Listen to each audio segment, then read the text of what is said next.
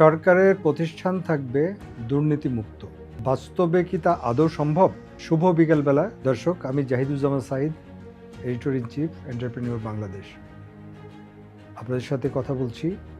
সম্প্রতি প্রধান উপদেষ্টা প্রফেসর মোহাম্মদ ইউনূস বলেছেন, সরকারি সেবা প্রদানে এবং সরকারি প্রতিষ্ঠানে কোনো দুর্নীতি থাকতে পারবে না। এটি যে শুধু একটি উদ্দীপক বার্তা নয়, বরং দেশের প্রশাসন ও নাগরিক সেবার জন্য এক গুরুত্বপূর্ণ লক্ষ্য, তা কিন্তু স্পষ্ট দর্শক। প্রধান উপদেষ্টা বলেছেন, ফাইল আটকে থাকা সংস্কৃতি বন্ধ করতে হবে। প্রযুক্তির সর্বোচ্চ ব্যবহার করে সেবা নাগরিকের কাছে পৌঁছে দেওয়ার ব্যবস্থা করতে হবে। এছাড়া প্রশিক্ষণ ব্যবস্থার মানোন্নয়ন, কর্মকর্তা কর্মচারীর দক্ষতা বৃদ্ধি এবং কার্যকর মূল্যায়ন ব্যবস্থাপনার প্রবর্তনেরও দিকে জোর দিতে হবে। তবে বাস্তবতা সবসময় এত সহজ নয়।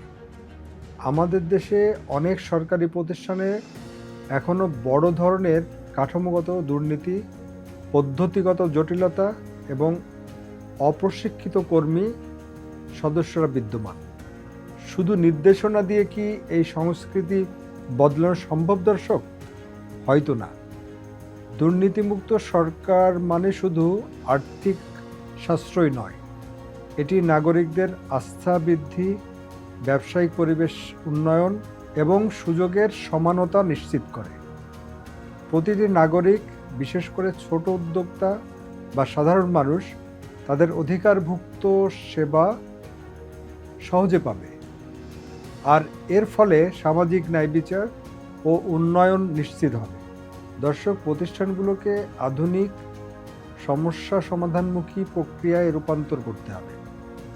কর্মচারীদের মূল্যায়ন এবং উদ্দীপনা ব্যবস্থা কার্যকর করতে হবে। প্রযুক্তির ব্যবহার বাড়িয়ে ডিজিটাল সেবা নিশ্চিত করতে হবে। সরকারি ও বেসরকারি অংশীদারদের প্রশিক্ষণ গ্রহণে উৎসাহী করতে হবে। এখন প্রশ্ন হলো, আপনি কি মনে করেন? শুধু নির্দেশনা এবং প্রযুক্তির ব্যবহার করলেই আমাদের সরকারি প্রতিষ্ঠানগুলো কি সত্যিই দুর্নীতিমুক্ত হতে পারবে, নাকি এর জন্য আরও শক্তিশালী সামাজিক ও সাংস্কৃতিক পরিবর্তনের প্রয়োজন হবে? এই প্রশ্নের উত্তর খুঁজতে আমাদের সকলের সচেতন হতে হবে। দর্শক, আপনাদের মতামত খুব গুরুত্বপূর্ণ। আপনারা যদি কমেন্ট করে জানান, তাহলে হয়তো এর দ্বারা আগামীটাকে সুন্দরভাবে আমরা দেখতে পারব। ধন্যবাদ, ভালো থাকবেন।